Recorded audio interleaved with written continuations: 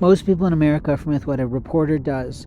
A reporter often travels for their company, for their organization, for their individual company, or their entrepreneurship in self-propriety. Many reporters that once worked for major agencies, major news stations, major local places actually have gone off into their own type of freelance work because they lost their jobs and they have to produce a living for their children, for their family, for their livelihood, and really their life, what we call life and livelihood work.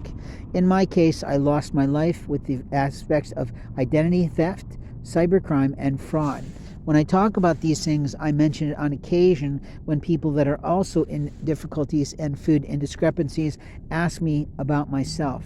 That was a major mistake. What I learned over time is that most of them are addicted to the panhandling themselves, and many of them have drug or alcohol-related problems. They get enough money for the day and they go off, and like I do with my ministry, and yet unlike I do with my ministry, I only receive when the Lord allows me to. They sit with their cup, they sit with their sign, they sit with their cardboard, they sit and receive from many, many people. Unlike me, who basically goes off and sits because I have a heart condition, I have to sit down on occasion.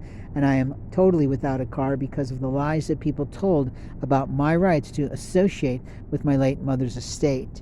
Now, the man who played at me today named Daniel, who is calling himself Nature Boy, was obviously trying to play a game because he was playing words at me from the get-go of our conversation that were improper and insulting. He said, "You must be the richest man in homelessness." And I felt an insult to that because I don't know him at all.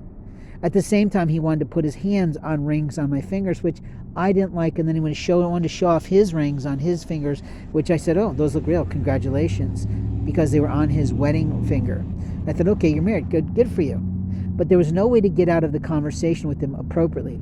He asked me about things that I mentioned, and he made them into a fisticuff conversation, like a 14-year-old child, which also made me think that he's a player for the police or a snitch of some kind, but most likely sent out by this woman who sits at Prospect and Avenue and Baytown Drive, basically at the Burlington and Five Below sign across from Target.